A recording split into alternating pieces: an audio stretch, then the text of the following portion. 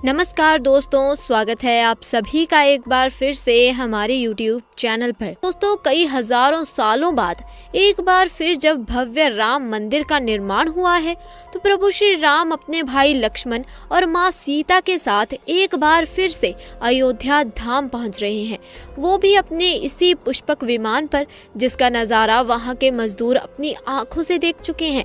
आखिर क्या हुआ जब अचानक से धरती फाड़ कर बाहर निकले रावण के भाई विभीषण जी? जी हाँ दोस्तों, ये घटना अयोध्या नगरी की है जो हाल फिलहाल ही हुई है। पिछले कुछ दिनों से हम सभी ये सुनते आ रहे हैं कि जब से राम मंदिर उद्घाटन का कार्य जितनी समीप आ रहा है, वैसे वैसे ही एक से एक घटनाएं भी सामने आ रही हैं, जिसमें सर्वप्रथम गिद्धों के झुंड की घटना सामने आई थी, उसके बाद वानरों के झुंड की और उसके बाद भालुओं के झुंड की घटना हमारे सामने आई थी।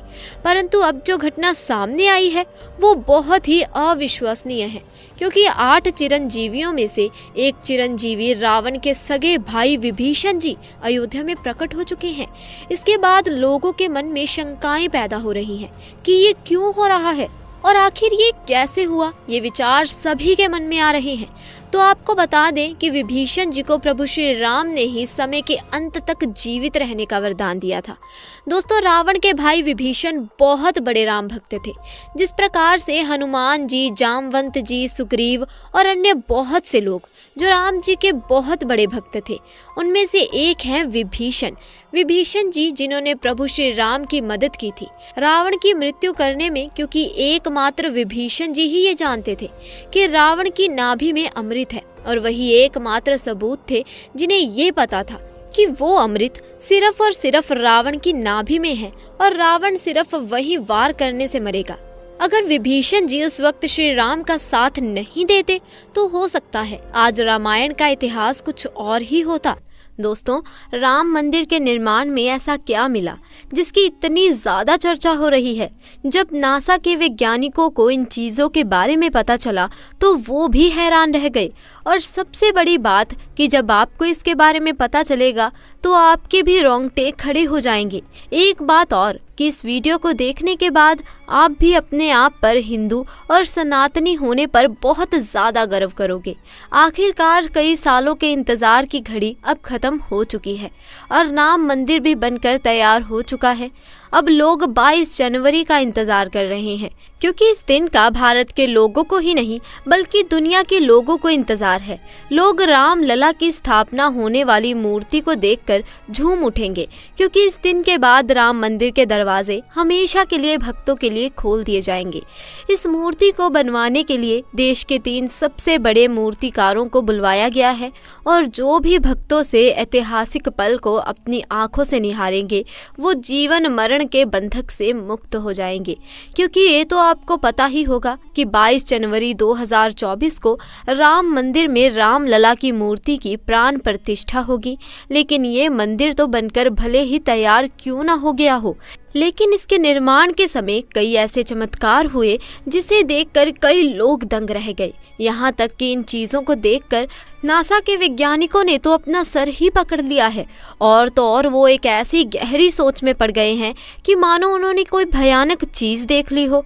आज की इस वीडियो में हम राम मंदिर के बनते वक्त उन चमत्कारों और रहस्य चीज़ों के बारे में आपको बताएंगे जिसे सुनकर शायद आप भी यकीन ना कर पाओ।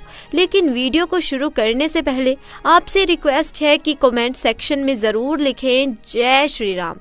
दोस्तों, आपको बता दें कि जब यहाँ मंदिर निर्माण का काम चल रहा था तब एक 1200 खंभों की ड्राइंग तैयार करवाई गई और अमेरिका के एक विशिष्ट वैज्ञानिकों की टीम को बुलवाया गया ताकि वे इसका निरीक्षण करके होने वाली हर एक कमियों को दूर कर सकें और राम मंदिर की शान में 4 चांद लगा सके।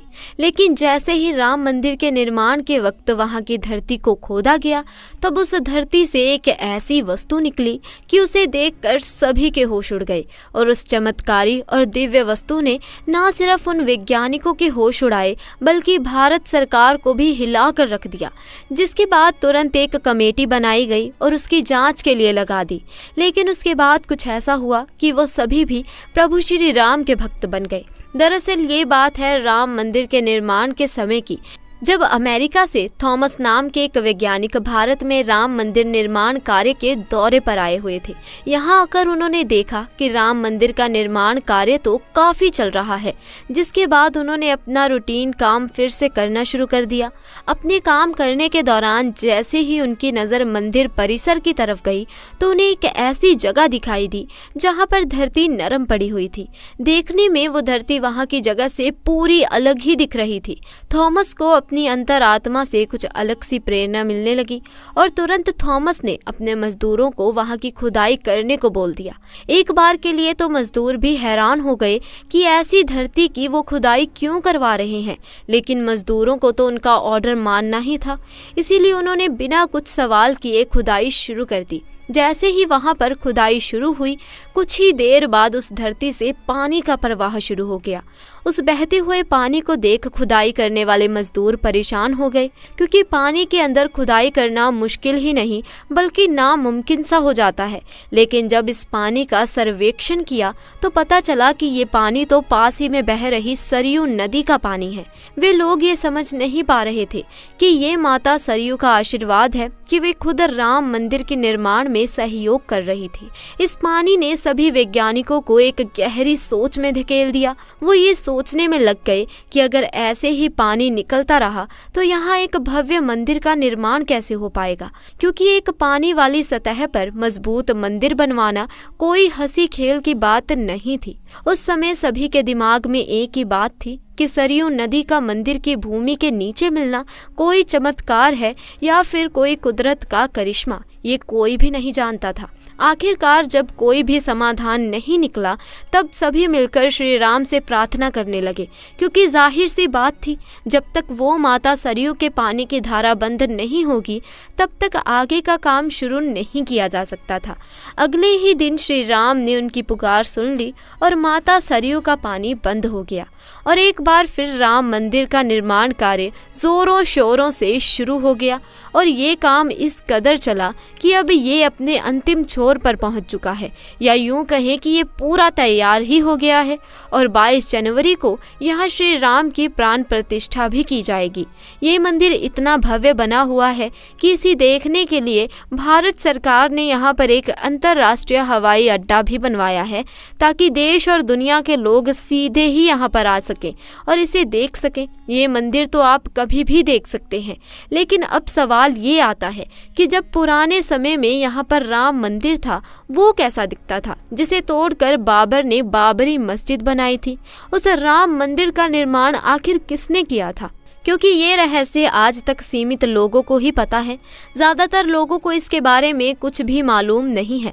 तो चलिए आज मैं आपको इसका पूरा रहस्य बताने वाली हूँ इस वीडियो के माध्यम से, तो बने रहिए वीडियो के एंड तक।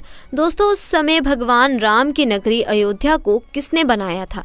यह पवित्र नगरी हिंदुओं के लिए बहुत ही ज़्यादा महत्वपूर्ण है, क्योंकि यहाँ पर स्वयं प्रभु श्री राम का जन्म हुआ था, इसीलिए इसे राम जन्मभूमि भी कहते हैं। इतिहासकारों के अनुसार कौशल प्रदेश की प्राचीन राजधानी अवध को कालांतर में अयोध्या और बौद्ध काल में साकेत कहा जाने लगा। अयोध्या मूल रूप से मंदिरों का शहर था।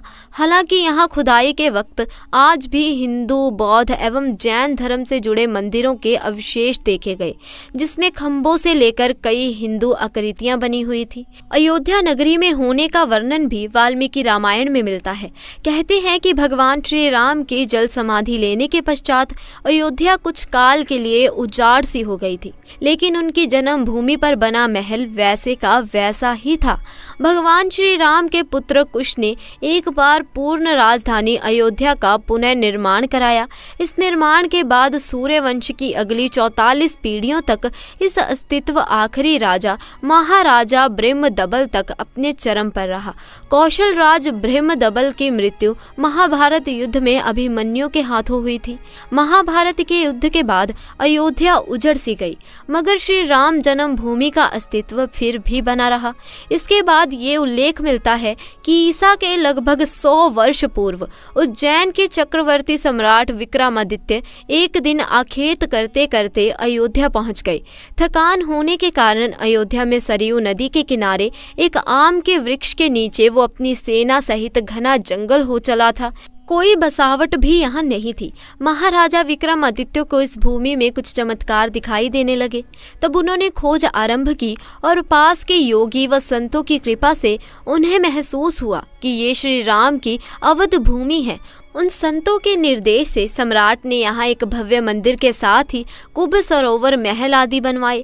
कहते हैं कि उन्होंने श्री राम जन्म भूमि पर काले रंग के कसौटी पत्थर वाले 84 स्तंभों पर विशाल मंदिर का निर्माण करवाया था। इस मंदिर की भव्यता देखते ही बनती थी। विक्रमादित्य के बाद के राजाओं ने समय समय पर इस मंदिर की देखरेख की।